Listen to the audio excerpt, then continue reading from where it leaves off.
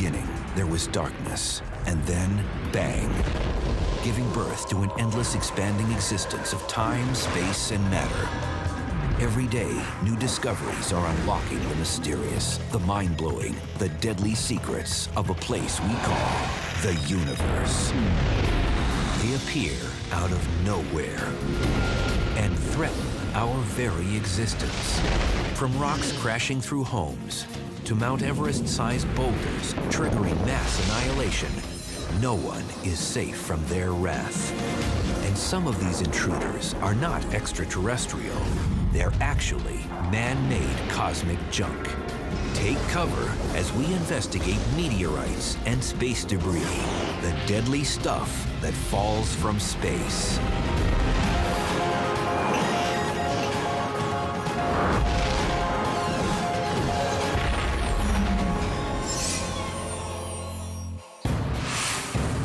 "11:39 p.m., October 6th, 2008. The Catalina Sky Observatory in Arizona notices something it hadn't seen before. An asteroid the size of an SUV is screaming down towards Earth at over 27,000 miles per hour. An alarm sounds throughout the international scientific community. Is this asteroid on a collision course with Earth? This object was special because it was probably going to impact the Earth. And over the course of the next 21 hours, 500 observations were made of the object to try to exactly calculate its orbit. At NASA's Jet Propulsion Laboratory, Steve Chesley gets the urgent wake-up call. Everyone wants to know when and where this rock will touch ground. They sent me the data. I rushed into the office rather excitedly and spent the next couple of hours trying to get my arms around the problem and running the numbers. And I reached the conclusion it was a 100% chance of impact. Chesley calculates the collision will occur in less than 13 hours, approximately 5:45 a.m. Eastern African time. Its target, the Nubian Desert in northern Sudan. We had really expected or anticipated the discovery of an asteroid that was going to hit the Earth before impact. With time to react and time to predict the location of the impact, it was very extraordinary. Never seen it before. It was countdown to impact. Steve Chesley. With no time to stop this runaway space rock, emails went out to alert those on the ground and in the air. 5:45 a.m. The moment has arrived. A commercial pilot is flying over Sudan. He witnesses a fireball smack right into the Earth's atmosphere with the energy of about 1,000 tons of TNT. As it entered the atmosphere, it started to burn and brighten. At some point, the stresses on the body became so fantastic from the atmospheric pressure that it just exploded. That explosion would have sounded like a sonic boom. On the ground, 23 miles below, Sudanese people returning from morning prayers hear the frightening sonic roar. Witnesses see a brilliant fireball, followed by mysterious flashes of light streak across the sky.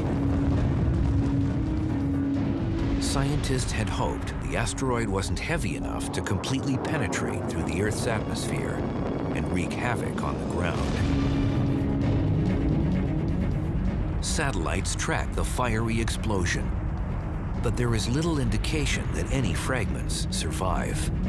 So there is a possibility that people could be frightened by such an event, but the risk of injury is really very low from something so small. And Steve was correct. There were no reports of injuries or damage due to falling debris in the remote region.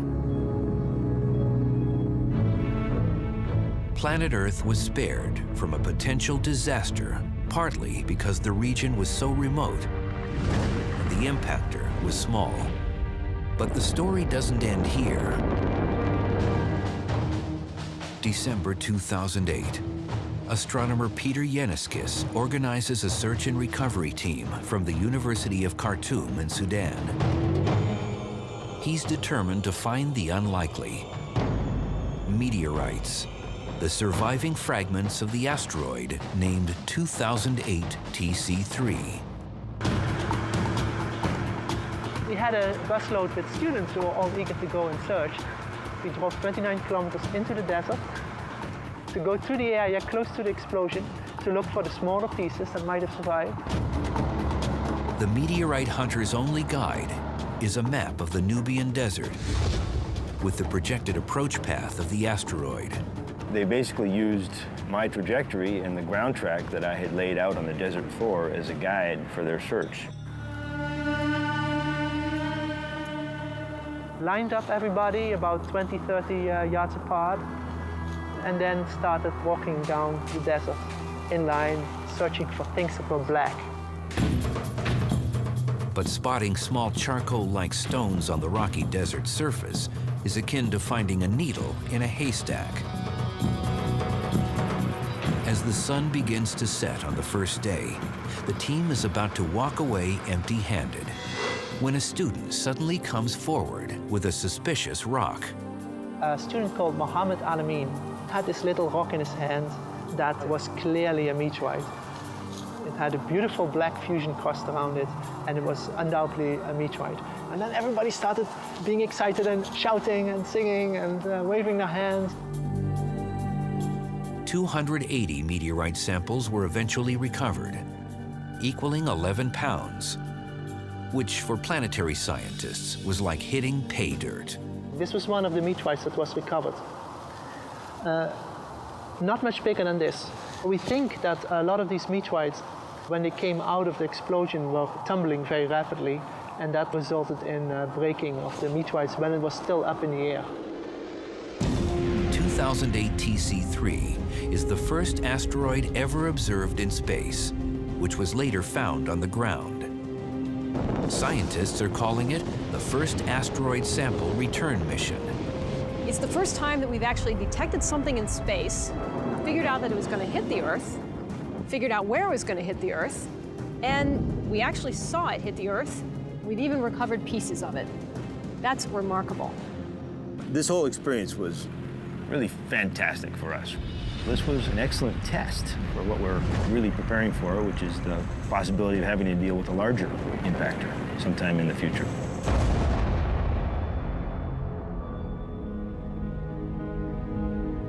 Planet Earth may not be so lucky the next time. Scientists now suspect 2008 TC3 came from a piece of a much larger rock from the asteroid belt, a region between Jupiter and Mars where asteroids and comets take up residence. In this crowded galactic neighborhood, these fossil relics from the formation of the solar system occasionally collide with each other and explode into smaller pieces. It's these fragments that can migrate towards Earth. A bullet can provide a pretty good stand-in for one asteroid striking another in terms of its impact speed. Asteroids in the main asteroid belt will run into each other at speeds of over 11,000 miles per hour. Now, a bullet traveling out of a rifle can be a good analogy for that because they will leave a rifle barrel at speeds, maybe a fifth that. So it doesn't just fragment. It literally blows itself to pieces. Okay, we'll head downrange and actually set up our little artificial asteroids at a safe enough distance to shoot. Since real asteroids are hard to come by, we're going to use a couple of stand-ins today.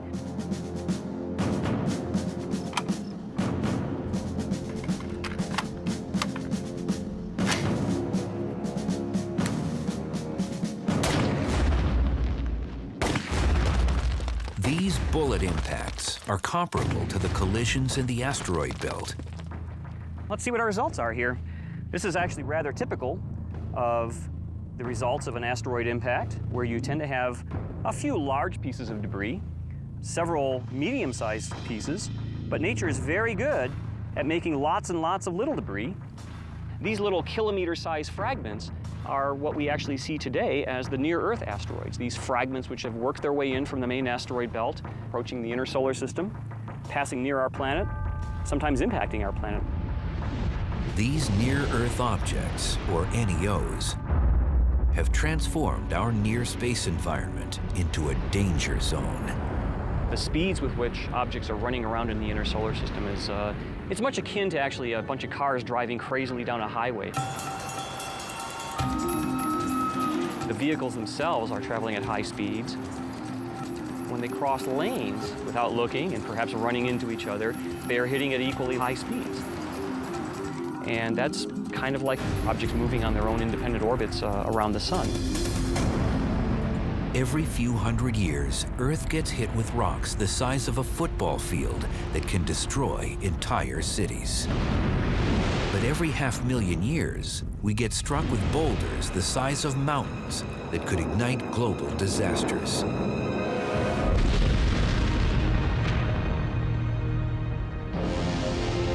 The Earth's atmosphere, a layer of gases surrounding our planet, incinerates most material.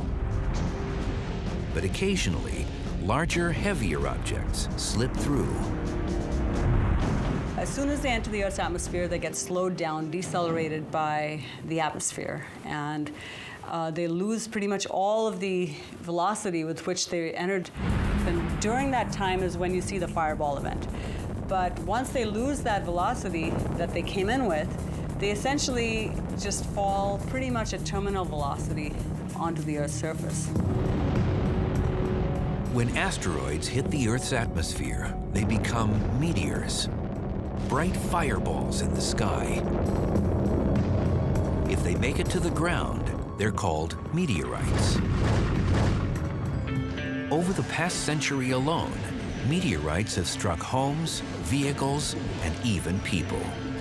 In 1954, an 8-pound meteorite crashed through the roof of a home in Sylacauga, Alabama, and hit a woman in the hip, leaving her with nasty bruises. In October 1992, amateur videos caught a fireball flashing across the skies above several Atlantic states. The 27-pound meteorite eventually crushed the back end of a car in Peekskill, New York. In November 2008, a police dash camera recorded a bright meteorite explosion in the skies over Alberta, Canada. These caught-on-video impacts prove that things really do fall from the sky. What's even more startling is the physical evidence of much bigger impacts, ones that have caused global catastrophes in the past and may ignite a cosmic Armageddon in the future.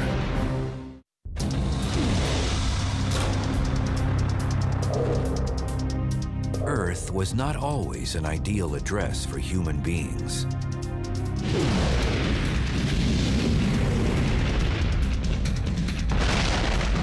During its infancy, 3.8 billion years ago, the third rock from the sun was a cosmic war zone. During this brief period, called the Late Heavy Bombardment, billions of leftover debris from the formation of the solar system pummeled our planet at rates up to 20,000 times higher than today. What happened is that Jupiter and Saturn, the two giant planets in our solar system, went into what's called a gravitational resonance with one another. So Jupiter made 2 complete orbits around the sun for every single orbit made by Saturn. And when that happened, it rearranged the entire solar system. It reshuffled Uranus, Neptune, Jupiter, and Saturn, and moved the giant planets farther out. When that happened, that just sent a volley of comets and asteroids rocketing into the inner solar system. At the same time, these rocky bodies helped to mold our baby planet to the shape it is today. Here are the battle scars. Only 170 impact craters are still visible on Earth. Weather, water, and plate tectonics have erased most traces of ancient cosmic violence. But proof of Earth's tumultuous past lies on the Moon, which was formed at the same time, but lacks plate tectonics and other erosion processes that tend to erase the evidence. The Earth itself has been bombarded every bit as much as our nearby moon. If you look up at the moon in the sky and you see its cratered surface, you have to imagine our own Earth cratered and battered to at least that degree, and in fact, because we're a bigger target in space, even more. By counting craters on the Moon, scientists can learn about the number of impacts on the nearby Earth, past and present. Scientists can learn about the sizes and compositions of asteroids that impact the Earth by studying the characteristics of the craters that they create.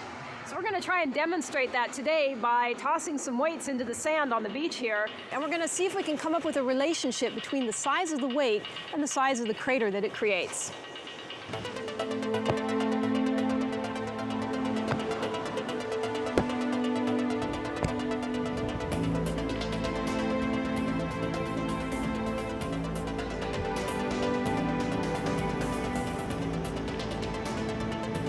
Based on my measurements, I calculate that this beach was impacted by 3 rocks, 10 inches in diameter, 5 rocks that were 6 inches in diameter, and 11 2-inch diameter rocks. This technique of measuring the size and frequency of craters on this beach is very similar to the technique that scientists use to understand the frequency of impacts throughout Earth's history.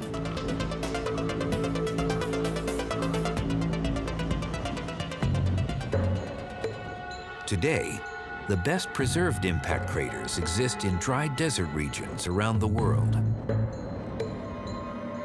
Meteor Crater, located near Winslow, Arizona, is one of the lasting reminders of the destruction caused by objects from space. And scientists are just cracking the surface of understanding the repercussions of these ferocious events. Okay, lights. Okay, do we want to back one off to 250,000?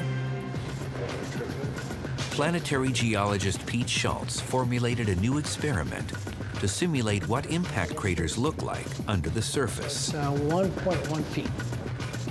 At the Vertical Gun Range at NASA's Ames Research Center, Schultz is using a massive 30 caliber light gas gun that shoots projectiles at various targets inside a vacuum chamber.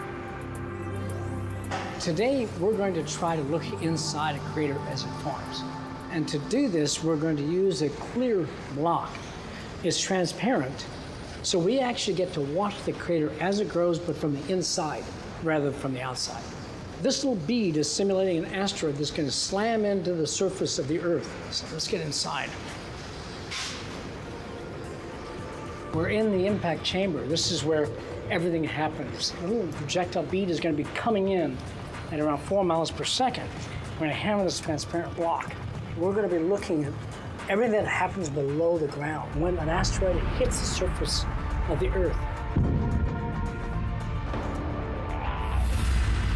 Outside the chamber, high-speed cameras will document the deep impact from various angles.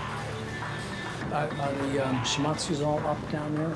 In the control room, Schultz watches the monitor with nervous anticipation. High voltage?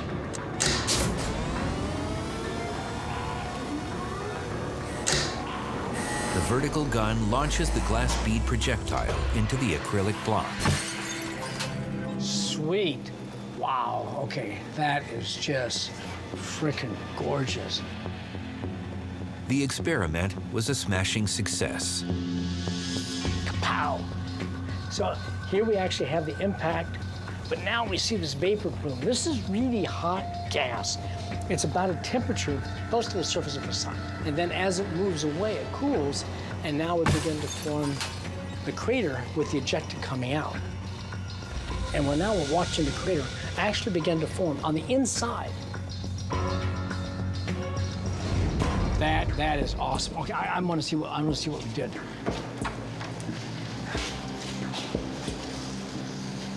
Oh man, did we bust this up. Now we can look to see how these cracks develop through time. So if this were a big impact, These cracks would grow where the entire crater could then collapse inward and fail. Impact experiments at the Vertical Gun Range shed light on the large-scale destruction caused by asteroids that have fallen from space. When we see an impact, it's not just the cracks and cracking. You will also see the vapor plume expanding. That affects life. That affects survival. If this impact occurred on Earth and was large in scale, it would simply fry the atmosphere. It would send debris out, and as it hits the Earth, again, it would cause more devastation. Scientists have discovered that impacts from space have affected the evolution of life on Earth. We know that, in fact, the flux of meteorites hitting the Earth was much higher in the past than it is today.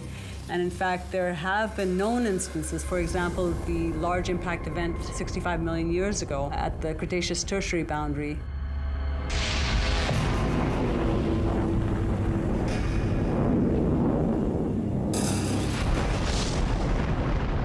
"65 million years ago, an asteroid the size of Mount Everest struck the Yucatan Peninsula in Mexico with the energy of a 100 million megaton bomb. It created a 100-mile wide crater underwater that was finally discovered in the 1980s.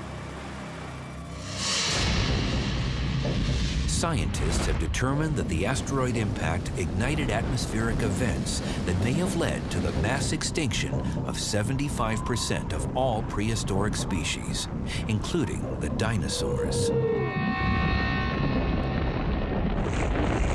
There were a lot of potential effects that could have led to the extinctions. Heating of the atmosphere, for instance, by the ejecta, perhaps leading to wildfires. The poisoning of the atmosphere from the gases produced from the vaporized asteroid. It was every ecological disaster you could think of all happening at the same time. But was this the last time an asteroid triggered a mass extinction?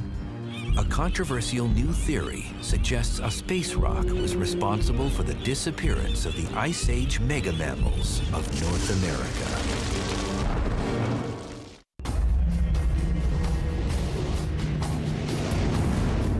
Scientists are dying to know what happened 13,000 years ago. The Ice Age was slowly ending. The North American continent was inhabited with big beasts like the woolly mammoth, mastodon, giant ground sloth, and the short-faced bear. But something caused 35 major groupings of species to vanish from the fossil record. Many think the ancient Clovis people, a hunter and gatherer society, killed off the mega mammals. But startling new evidence suggests that an object from space may have led to the demise of the giant creatures. 13,000 years ago, the climate changed suddenly, rapidly, and dramatically. It looks like there was some type of extraterrestrial event, whether it was a large meteorite, an asteroid, or a comet exploding in the atmosphere. And all of a sudden, the planet was thrown back into a little ice age. North America experienced a brief return to Ice Age conditions. So could there be a connection between this cold snap and the disappearance of the mega mammals?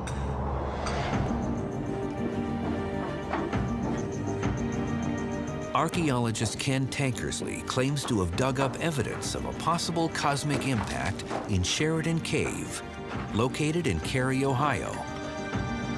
And I'll see what you found so far.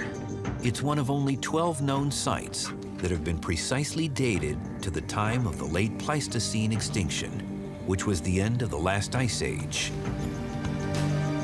In this deep cavern, Tankersley and his team have discovered the burned remains of more than 60 species of plants and animals from that time period, including hunting weapons of the Clovis culture.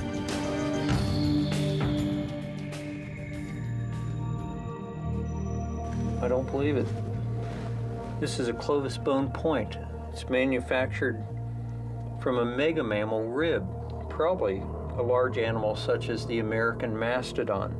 What's fascinating about this specimen is the person who manufactured this likely witnessed the event 13,000 years ago.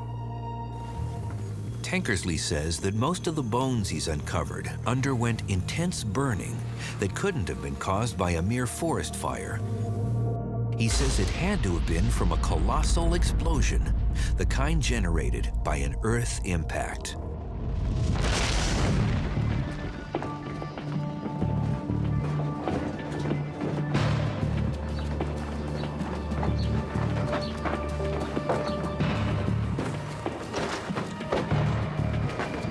The archaeologist says he's found the smoking gun. Oh, look what we have here. It's hidden in a dark geological layer of dirt called the Black Mat, which dates back to 12,900 years ago. This layer has been uncovered in more than 50 locations in North America. Note this black area. Let's see if I can trowel through here and bring out some of the more dark areas. Oh, nice. We're literally at this spot looking at the contact of the end of the last ice age. And this oxidized layer above it, this is where the mega mammals go extinct. Within this sediment layer, some scientists claim to have found key pieces of evidence that point to a cosmic impact. Carbon spherules created by intense fires. Shocked diamonds formed through extreme temperatures and pressures. Lonsdaleite, rare hexagonal-shaped diamonds that are only found in meteorites. And micrometeorites, minuscule pieces of iron and nickel that come from outer space. If we take a magnet and run it across this oxidized layer, my guess is we'll probably pick up micrometeorites. You can see how the sediment's adhering. And just as the magnet picks up iron from this layer, so does the magnet adhere to this meteorite. And this suggests, because we have a high concentration of micrometeorites in this layer and a complete absence above or below, and it's at the event of 13,000 years ago, something dramatic occurred here.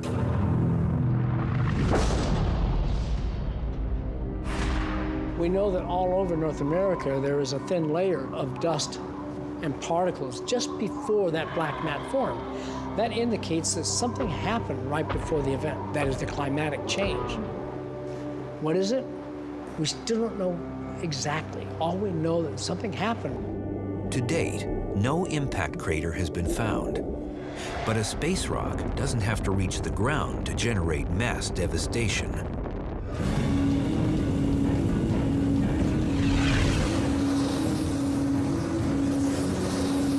In 1908, a rocky body slammed into the atmosphere 6 miles above Siberia's Tunguska wilderness. It released energy yielding about 5 megatons of TNT. You can imagine what it feels like to do a belly flop off of a high diving board and you smack into the water.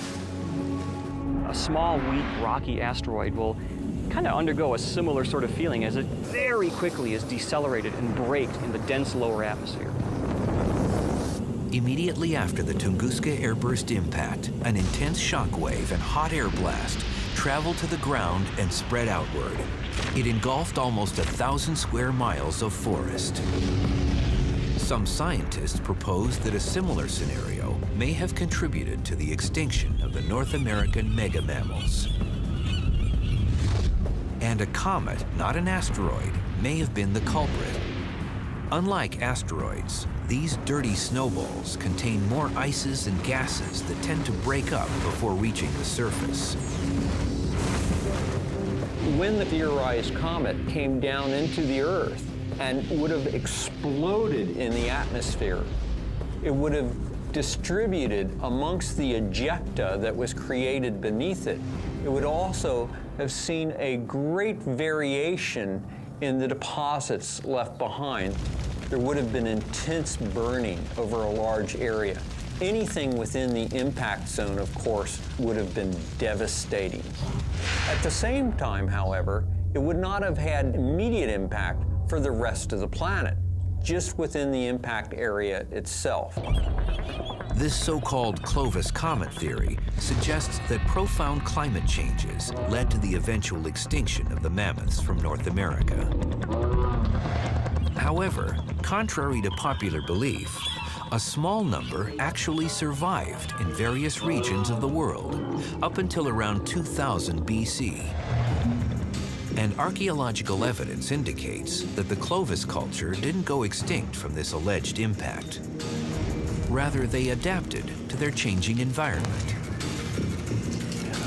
When the large game animals that Clovis people were hunting disappeared from the landscape, people had to change the way in which they were hunting and gathering. We may never know with certainty whether a near-Earth comet caused the Clovis event. But would modern man learn to survive after an Earth impact? We may eventually be put to the test. At this very moment, meteorite scientists scour the landscape in search of these messengers from the sky. These space rocks hold clues to impacts of the past, and as scientists are now discovering, clues to what is coming in the future.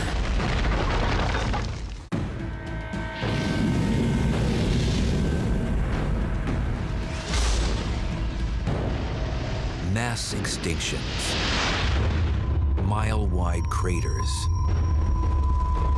scorched landscapes, all created by objects from space. Meteorites have been intruding on our planet since the formation of the solar system. So where do we typically find these rocks? Most meteorites, they're more easily found in dry desert regions of the Earth. For example, in the Saharan Desert or even the cold deserts like Antarctica, where there's not a whole lot of vegetation or there's not a whole lot of other rocks to confuse you. However, meteorites fall everywhere on Earth with equal probability. Cosmochemist Meenakshi Wadhwa has traveled the world in search of meteorites and now oversees the largest university-based meteorite collection in the world.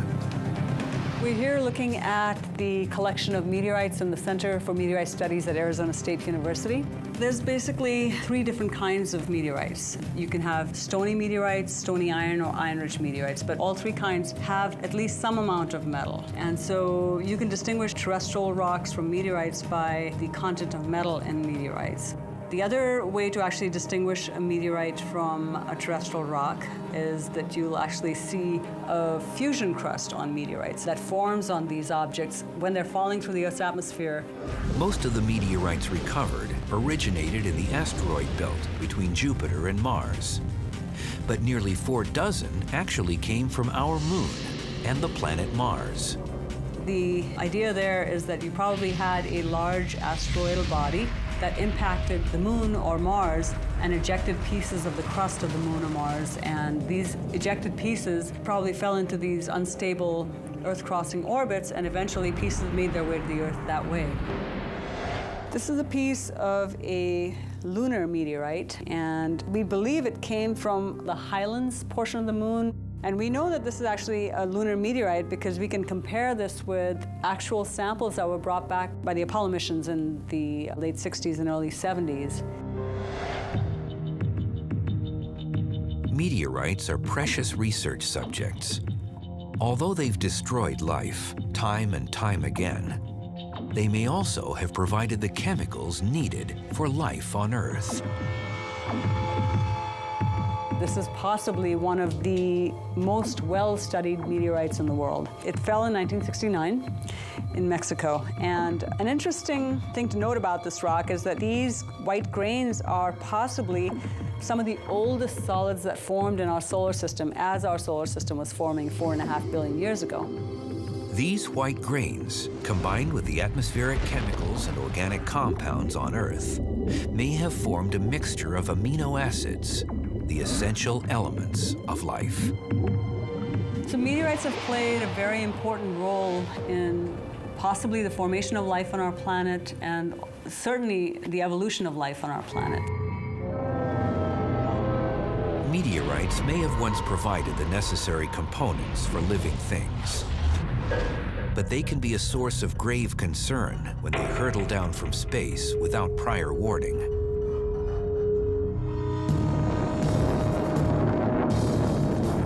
September 19th, 2007. A fiery meteorite streaked down from the sky and impacted the soft soil near the Peruvian town of Caracas, which borders Bolivia. Debris flew over 600 feet as the meteorite left a crater over 15 yards wide and 15 feet deep. There was a gentleman riding a bicycle, and he was knocked over. Another person looking the other direction quickly turned around and saw this thing hit with a large plume rising above. In talking with the locals, the villagers, they had no idea, except they thought maybe this was some form of military action. You know, they're very close to the border of Bolivia. Scientists reassured the locals that a meteorite, and not a missile, caused the impact crater. But immediately after the event, many villagers complained about headaches and vomiting. They literally became ill, most likely because of sulfur or because of the fine dust that was inhaled. The vapors probably came from the material that was following the meteorite as it was coming through. It was melting, it was vaporizing as it passed through the atmosphere, and it probably, when it hit, caused some additional release of gas. But could a space rock actually deliver harmful elements to Earth? Sci-fi movies and conspiracy theorists have proposed that meteorites could seed our planet with lethal bacteria or viruses. But what's fact and what's fiction? The probability of this happening is very, very, very small. If that rock made it to Earth and somehow that microbial life form survived, it would find our atmosphere very toxic. Any microbe that evolved in an anaerobic, in a non-oxygen environment, is not going to survive long in oxygen. The possibility that the Peruvian meteorite committed cosmic biological warfare is remote. But had this small stony meteorite impacted a nearby village, the aftermath would have been much different. This would look like somebody had planted a roadside bomb. It would have had that effect. It opened up a hole so large that it would have swallowed several cars. The Peruvian meteorite impact once again illustrates the unpredictability of things that fall from the heavens. And space rocks aren't the only objects that can cause bodily harm. Up to 200 heavy objects hit our planet each year. And they're not extraterrestrial, they're man-made. By GNC. 2 minutes to February 1st, 2003. The Space Shuttle Columbia was about to conclude its mission in space when disaster struck. The vehicle disintegrated during re-entry into Earth's atmosphere. Debris fell over Texas, Louisiana, and Arkansas. All 7 crew members perished. Because of reentry heating, it got hotter as it came into the atmosphere. Some critical components failed. That caused an overall failure of the entire spacecraft, which spread debris over a large footprint. Spacecraft re-entry disasters are rare, but space debris is not. Since the beginning of the space age, rockets have carried thousands of satellites into orbits around our planet.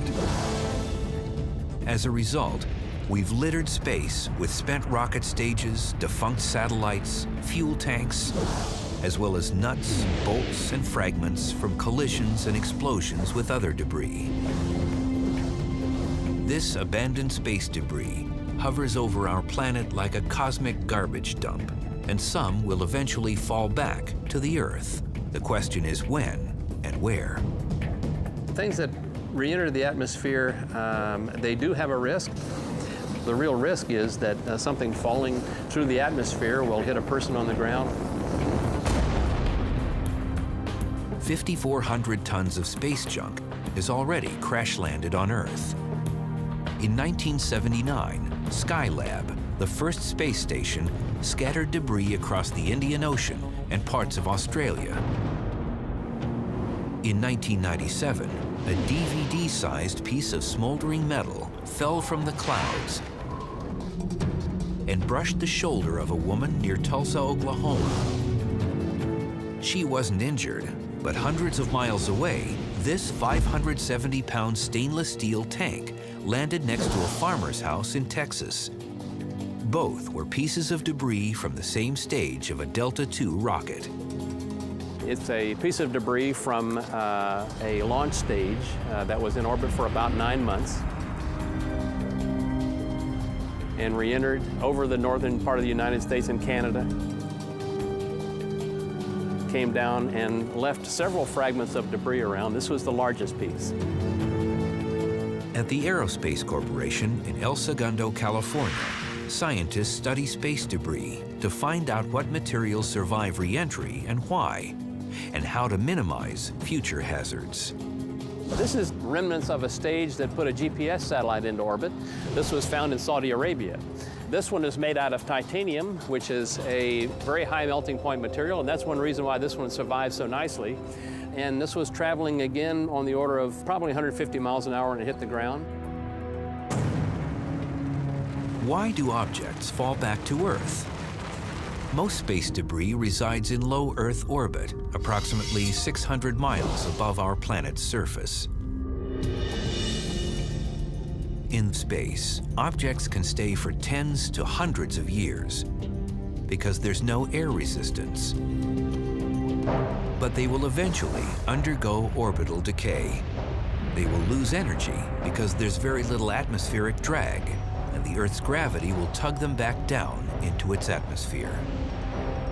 Satellites fall back sometimes quickly and sometimes over a long period simply because they begin to touch a little bit of the atmosphere, enough of the atmosphere that there's an increasing force over a long period of time, and that small force acting over a long time will basically drag them out of orbit, and they will eventually re-enter.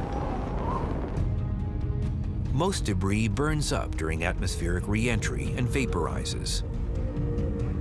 However, some pieces are made of stronger components such as stainless steel and titanium, which can survive tremendous heat. Once below the dense regions of the atmosphere, they literally free fall to the ground. It'll hit at a very low velocity, say 150 feet per second or 150 miles an hour, something like that. And so that's the problem. So you're basically slowing something from an orbital speed down to essentially nothing in a relatively short time. Main engine start. The international space community now imposes new design requirements for most objects, including a propellant system to ensure controlled re-entries over water. Basically, the international community has agreed that an acceptable level of risk for a reentry is around 1 in 10,000. That means that if you did a particular reentry 10,000 times, the likelihood is that you'll hit one person on the planet. And so if you exceed that threshold, the objective is that you should reenter that piece of hardware into a safe area like the ocean. But new guidelines won't have any effect on the thousands of pieces of old debris already in space.